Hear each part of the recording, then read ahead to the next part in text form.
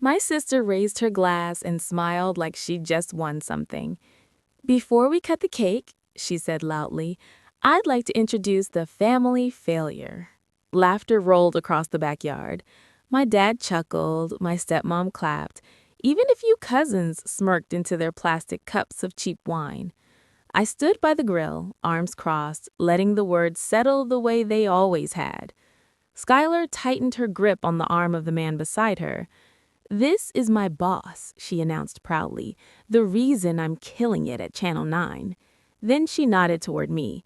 And that's the failure of our family. Her boss didn't laugh. He studied me instead, hands in his pockets, expression unreadable. Then he tilted his head slightly and said, calm and even, interesting choice of words, because you're fired. The backyard went silent. Even the wind seemed to pause. Skylar's smile froze in place as if someone had pressed pause on her face. I'm Marama Brooks. I grew up in Edmond, Oklahoma, in the same house where that barbecue was held. My mom died when I was 17. 6 months later, my dad married Tina, and Tina came with Skylar. From the beginning, Skylar was the golden child. Ballet lessons, new clothes every season, a red Mustang on her 16th birthday. I got hand-me-downs and a bus pass. When I needed braces, Tina said we couldn't afford them. 2 months later, Skylar got Invisalign. When I was accepted into college on a partial scholarship, Dad said the budget was tight and I'd have to commute. Skylar got a dorm room and spending money. I worked nights at a diner, slept 4 hours a day, and eventually dropped out. No one protested, no one asked me to stay. At 22, I landed a freelance project designing a safety campaign for a small oil rig outside Norman. Accidents dropped 30% in 6 months. Word spread, more contracts followed. I learned to pitch, negotiate, close. I registered Brookline Energy Creative out of a shared office in Bricktown with one desk and one secondhand chair. There were months I wasn't sure payroll would clear, but I never quit. By 30, Brookline was pulling in $12 million a year with clients across Texas and Colorado. I kept it quiet. Dad thought I did marketing.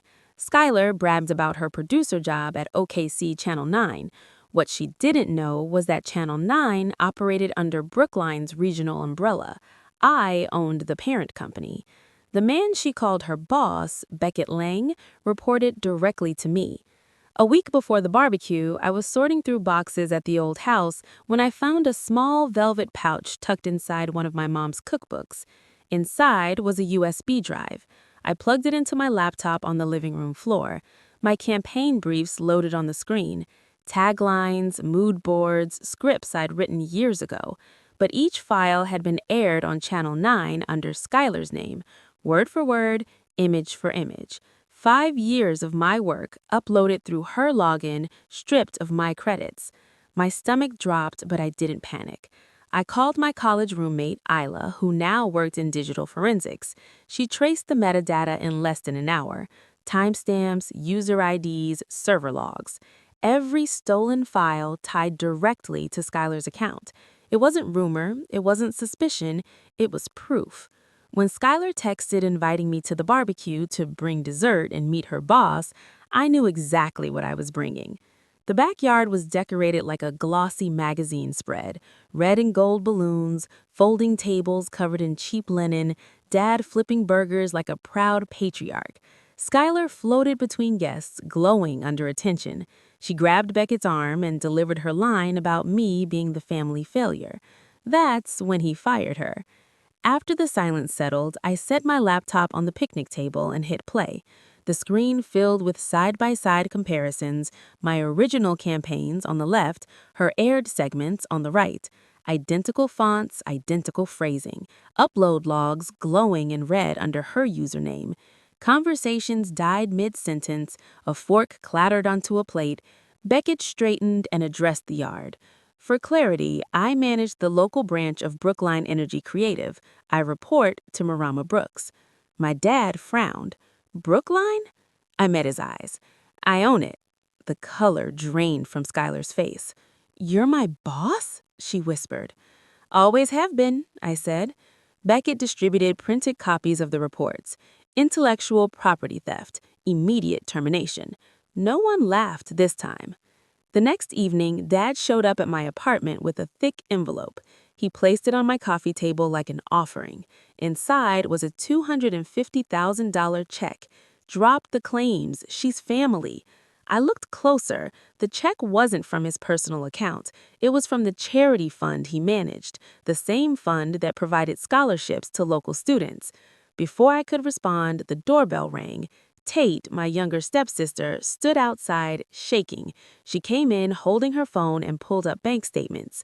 $75,000 transferred from the charity account to Skyler's condo down payment. Same date, same signature. Dad lunged for the phone, but it was too late. The evidence was already copied. What Skyler never knew was that the USB wasn't my only safeguard. Years earlier, after a minor client dispute, I'd started embedding invisible digital watermarks into every campaign file I created, encrypted ownership signatures tied to my company's legal registry. Every one of the files she stole carried that watermark. That meant this wasn't just plagiarism, it was traceable, prosecutable intellectual property fraud. I forwarded everything to my attorney. Within days, a formal investigation began. Skyler wasn't just terminated, she was held personally liable under the compliance agreement she'd signed when she joined the station. A clause she never read made her financially responsible for IP violations. Dad faced an audit over the missing charity funds. Tina stopped answering calls. The house in Edmond quietly went up for sale. Brookline took a small hit from the noise, 5% revenue dip, but stabilized within the quarter. We opened a Denver branch. Contracts expanded into renewables and tech integration. Meanwhile, Skyler's name disappeared from industry directories. No station would touch her resume once the IP flag appeared on background checks. Her condo went into foreclosure.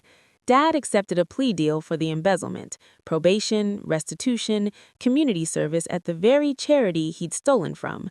Tina filed for separation. Tate transferred schools. The golden child spotlight went dark. Months later, I received a handwritten letter from Skyler. No threats this time, no excuses, just one sentence. "I didn't think you were capable of this." I didn't reply. Instead, I mailed her a framed copy of my very first campaign, my name printed clearly at the bottom in bold.